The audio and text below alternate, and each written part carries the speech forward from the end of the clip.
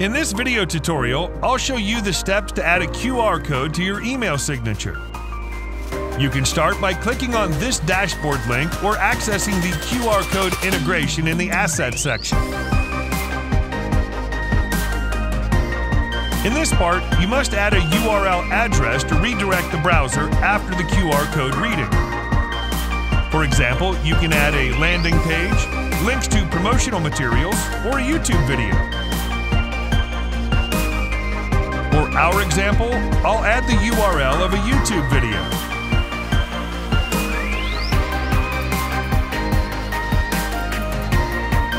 The QR code image was generated.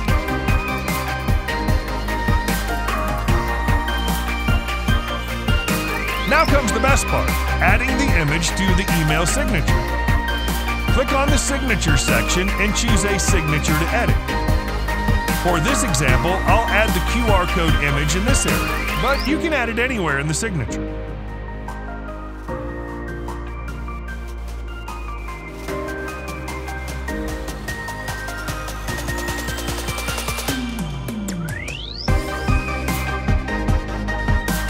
Finally, save the signature and then click the Paste in Email button.